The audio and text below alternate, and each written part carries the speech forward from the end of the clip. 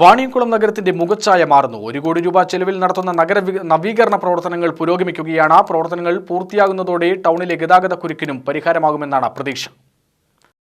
പാലക്കാട് കുളപ്പള്ളിപ്പാതയിലെ വാണിയംകുളം ടൗണിന്റെ മുഖച്ഛായയാണ് മാറുന്നത്. കേരള സംസ്ഥാന ബജറ്റിൽ നിന്നും വകയിരുത്തിയ 1 കോടി രൂപ ചിലവിലാണ് ടൗൺ നവീകരണ പ്രവൃത്തികൾ നടക്കുന്നത്. ആദ്യഘട്ട പ്രവൃത്തികൾ നിർമ്മാണ പുരോഗതിയിലാണ് ഇപ്പോൾ. വാണിയംകുളം വല്ലപ്പുഴ റോഡ് മുതൽ BMLP സ്കൂൾ വരെയുള്ള 300 മീറ്ററോളം ദൂരമാണ് നവീകരിക്കുന്നത്. റോഡിന്റെ ഇരുവശങ്ങളിലുമുള്ള അനധികൃത കയ്യേറ്റങ്ങൾ നവീകരണത്തിന്റെ ഭാഗമായി നീക്കം ചെയ്യുമെന്ന് പൊതുമരാമത്ത് വകുപ്പ് അറിയിച്ചു. അഴുക്കുചാലുകളുടെ ഭിത്തികൾ ഉയരം കൂട്ടി പുതിയ സ്ലാബുകൾ നിർമ്മിക്കും. ഈ പ്രവൃത്തികളാണ് ആദ്യഘട്ടമായി നടക്കുന്നത്. ഇതിനുശേഷം 300 മീറ്റർ ദൂരം കട്ടവിരിച്ച് ഗതാഗത യോഗ്യമാക്കുകയും ചെയ്യുമെന്നും നിർമ്മാണ പ്രവൃത്തികളുമായി പൊതുജനങ്ങൾ സഹകരിക്കണമെന്നും ഗ്രാമപഞ്ചായത്ത് പ്രസിഡന്റ് ഗംഗാധരൻ പറഞ്ഞു.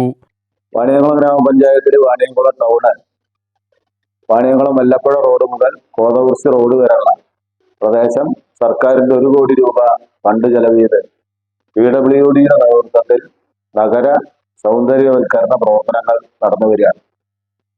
റോഡ് കയ്യേറ്റങ്ങൾ ഒഴിപ്പിച്ച് റോഡ് കൃത്യമായി വീതി കൂട്ടി ബാക്കിയുള്ള ഭാഗം കട്ട വിരിച്ച് തെക്ക് വശത്തുള്ള വെള്ളച്ചാല് കുറച്ച് ഉയർത്തി നടപ്പാത ഉൾപ്പെടെയുള്ള പ്രവർത്തനങ്ങളാണ് വാണിയംകുളം ടൗണിൽ നടന്നു വരുന്നത്. അതുമായിട്ട് ബന്ധപ്പെട്ട് എല്ലാവരുടെയും സഹകരണം പഞ്ചായത്തിന് ഉണ്ടാവണം. ടൗണിലെ പാതയുടെ വീതി കൂടുന്നതോടെ സ്ഥിരം അനുഭവപ്പെടാറുള്ള ഗതാഗതക്കുരുക്കിന് പരിഹാരമാവുമെന്നാണ് ജനങ്ങളുടെ പ്രതീക്ഷ.